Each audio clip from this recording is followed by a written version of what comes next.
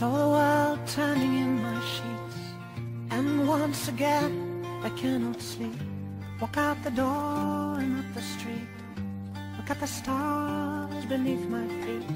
Remember rights that I did wrong, so here I go. Hello, hello. There is no place I cannot go.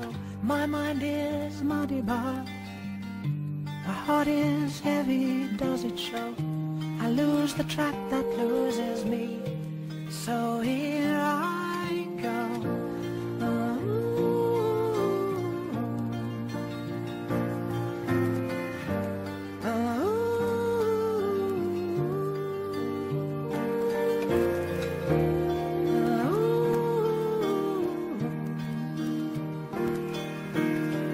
And so I sent some men to fight, and one came back at dead of night. Said he'd seen my enemy, said he looked just like me. So I set out to cut myself, and here I go.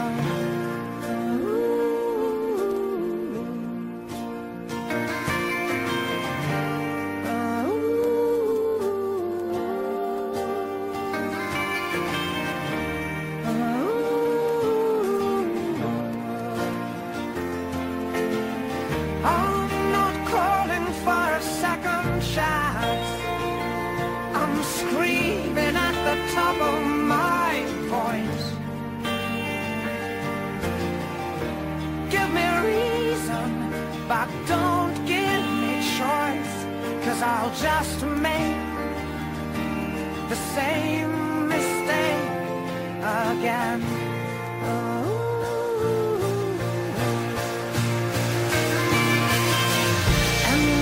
Someday we will meet, and maybe talk and not just speak. Don't buy the promises, 'cause there are no promises I keep, and my reflection troubles me, so here I go.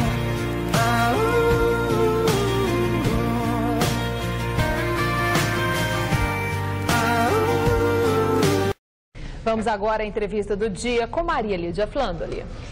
Segundo a Organização Mundial da Saúde, a depressão atinge milhões de pessoas mundo afora e está entre as principais causas de incapacidade e perigo de qualidade de vida, de perda de qualidade de vida.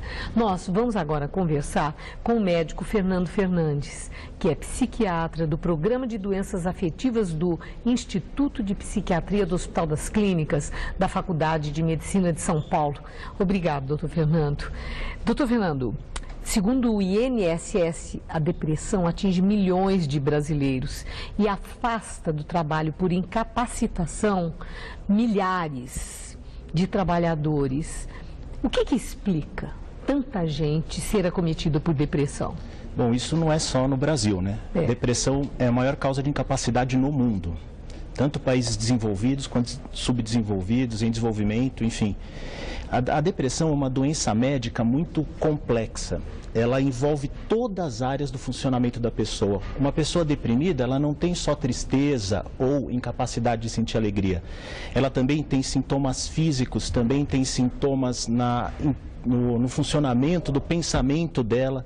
Então, intelectualmente ela fica comprometida, fisicamente fica comprometida e os sentimentos dela estão muito abalados, sentindo tristeza, angústia, ansiedade, essa conjunção de sintomas que incapacita a pessoa. Mais de uma vez o senhor usou a palavra tristeza.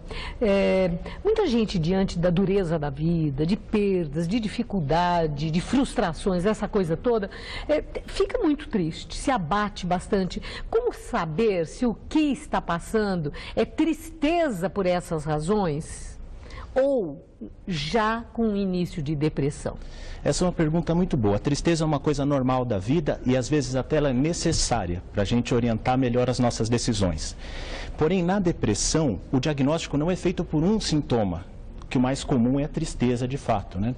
Ela é feita por um conjunto de sintomas que o profissional habilitado, o médico, ele tem essa capacidade de distinguir uma tristeza normal de uma depressão.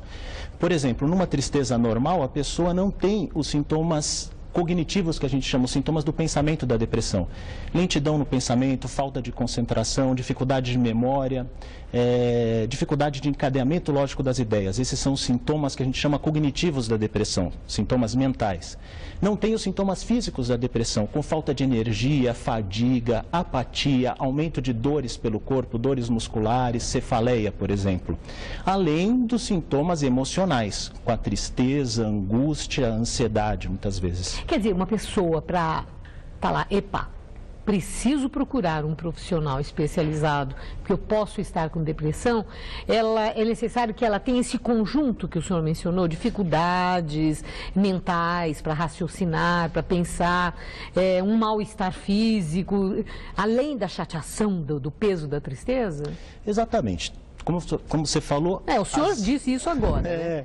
As adversidades podem causar tristeza. Porém, quando ela está acompanhada, por exemplo, alterações no sono, alterações no apetite, fadiga, pessimismo, esses são sintomas muito comuns na depressão. Dificuldade de concentração, uma pessoa que lia um livro em uma semana para ler uma página, agora precisa ler várias vezes. Uma pessoa que tinha iniciativa, uma visão otimista da vida, agora está sem iniciativa, procrastinando tarefas. E que médico que procura? Procura clínico geral, já vai no psiquiatra ou procura um psicólogo?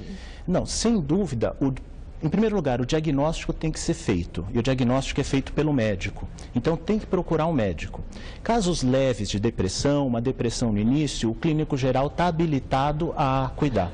Agora, casos já mais graves ou casos que estão resistindo ao tratamento, aí, sem dúvida, o psiquiatra é o profissional mais habilitado para lidar com esses casos. E depressão tem cura? Depressão tem cura. Um episódio depressivo, quando tratado, em média, de 2 a 4 semanas, a pessoa já alivia dos sintomas. Porém, o tratamento ele é prolongado para a gente evitar que os sintomas voltem. Então, o tratamento dura aí, no mínimo, 6 a 9 meses. Se a pessoa ela tem episódios recorrentes de depressão ao longo da vida, muitas vezes o tratamento ele é mais prolongado ou muitas vezes ele fica por tempo indeterminado ao longo da vida para evitar que os sintomas voltem. Então, a doença ela é extremamente polimórfica, ela pode aparecer de diversas formas. E o tratamento também, existem diversos tipos de tratamento.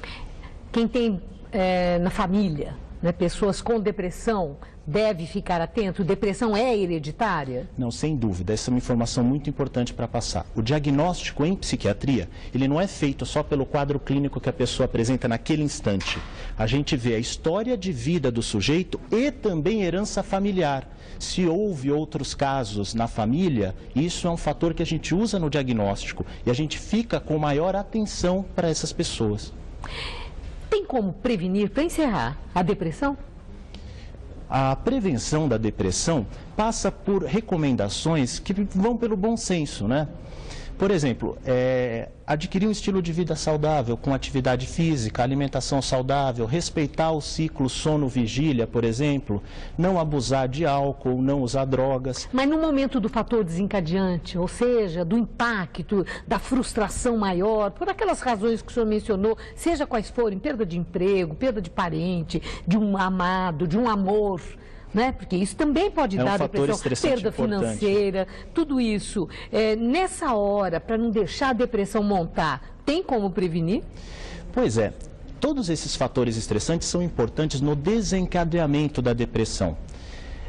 Mas a depressão ela vai acometer pessoas que já têm uma fragilidade genética para isso. Nessa pessoa que tem a fragilidade genética, né, tem uma herança familiar, a gente tem que ficar mais atento. Na hora do impacto, a pessoa tem que saber lidar com aquilo. Nessa hora, muitas vezes a terapia pode ajudar. Porém, uma vez instalada a depressão, o tratamento médico é imperativo. As medicações, elas trazem muito benefício para o paciente, abreviam os sintomas, abreviam o sofrimento, as perdas e o principal, que é o risco de suicídio. Então, o tratamento medicamentoso, uma vez instalada a depressão, é imperativo. Muito obrigado, doutor Fernando. Uma boa noite. Quais são os sintomas da depressão? Você pode citar alguns para a gente? Ah, sim, Isabela. A depressão, ela envolve, praticamente todos nós sabemos, aquela falta de disposição para fazer coisas básicas. A pessoa não tem nem ânimo para tomar banho, a pessoa não tem ânimo para poder fazer as suas obrigações mínimas, tipo ou ir à escola ou ir ao trabalho. Então, o estado depressivo, ele tem uma característica enquanto adoecimento da vontade, da incapacidade da pessoa cumprir aquilo que a gente chama de manter as aparências mínimas. É quando a pessoa não dá conta do básico na vida. Fazer coisas assim do dia a dia, e sair para buscar crianças na escola, conversar, descer para jantar, isso, coisas básicas, assim, a pessoa não tem vontade de fazer nada, seria isso? Nós podemos dizer que a depressão é uma doença incapacitante para as coisas mínimas da vida. Então, é uma coisa grave mesmo, não é uma sensação de tristeza, não é uma sensação de mal-estar, é uma incapacidade profunda. E quando, então, é a depressão endógena, chamada assim, Isabela, porque não tem causa nenhuma, a pessoa não está com nenhum problema maior nos seus básicos da vida, aí essa depressão realmente precisa de remédio, precisamos de usar substâncias químicas para reparar esse desequilíbrio e esperar que o organismo, com o passar do tempo, consiga de novo produzir a sua própria... Agora a gente vai falar um pouco sobre um outro transtorno, conhecido como transtorno bipolar do humor, ou simplesmente TAB, que é a sigla de transtorno de humor bipolar. Esse transtorno é chamado assim porque a pessoa apresenta alterações intensas de humor, polarizado. Às vezes está muito eufórico e às vezes está muito deprimido. Por exemplo, ela altera períodos de euforia, irritabilidade, insônia, aceleração do pensamento, pensa muitas coisas ao mesmo tempo, né? Com períodos de desânimo, diminuição da atividade, ficar triste e às vezes chega até ter e apresentar vontade de morrer. Em alguns casos, os dois tipos de alterações aparecem ao mesmo tempo, né? E, em geral, o portador de transtorno bipolar não tolera ser contrariado. Ele fica muito impaciente, irritado com as pessoas, fica valente em qualquer situação, pode ter dificuldade em realizar tarefas e atividades do dia a dia, porque ele quer fazer tudo ao mesmo tempo. E por conta desses comportamentos, ele fica mais propenso, por exemplo, né, a comprar coisas que não precisa, e aí tende a estourar a conta do banco, talão de cheque, né, se diverte mais, fica mais animadinho, tem vontade de namorar mais, principalmente quando está na chamada fase de mania ou euforia. Por outro lado, o oposto, se ele chora facilmente, fica demasiadamente cansado, triste, com vontade de morrer, ele perde o interesse por coisas que antes lhe davam prazer, por exemplo, futebol, ver novela, sente fadiga, perde a energia facilmente, tem insônia e também diminui o interesse sexual e, principalmente, ele apresenta uma visão negativa de si e de futuro. Ele perde a expectativa de futuro. Provavelmente ele esteja na fase de depressão, que, se a gente comparar, é o oposto da outra. O que muitas vezes, na tentativa de atenuar o uma outra coisa que acontece, muitas vezes, na tentativa de diminuir esses sintomas, seja de euforia ou de depressão, ele começa a fazer uso de drogas ou álcool, né, acreditando que poderá estar resolvendo o problema, mas só vai contribuir para o agravamento do problema. Quando o sintoma fica difícil de controlar em casa, o que é recomendado é a hospitalização para um controle dos sintomas com medicamentos. No caso, os chamados estabilizadores de humor. A psicoterapia também pode ser bastante útil para ajudar a pessoa, principalmente a controlar os riscos associados à ocorrência e à recorrência de novos episódios. Também pode colaborar com a diminuição dos prejuízos nas consequências que o transtorno trará na sua vida social, pessoal e familiar, né? Esse tumulto emocional ele tende a desorganizar a família e a própria vida. Também a gente aconselha que a família faça psicoterapia, né? O que a gente chama de psicoeducação. Conhecer os sintomas da doença para que isso ajude o paciente a lidar com o problema e também a prevenir futuros sintomas.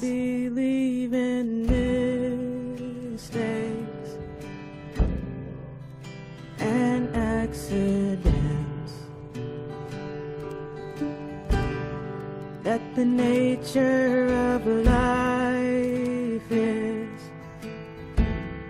chaos and confusion.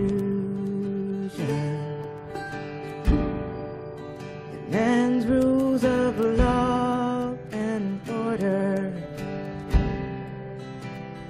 may not stand, and I should be and be not afraid to reach for heaven.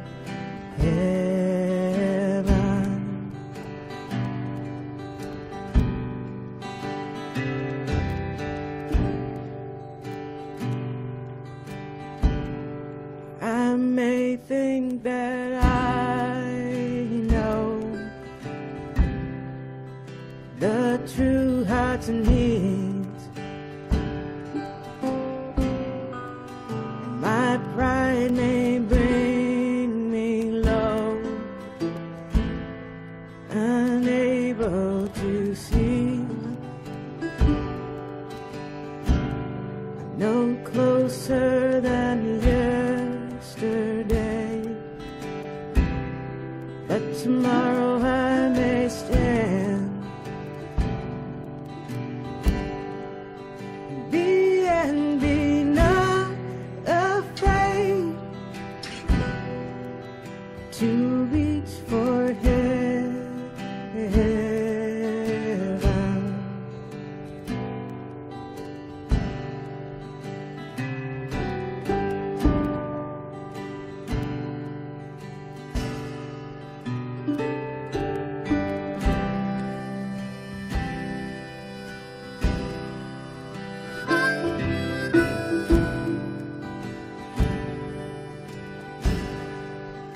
Thank you.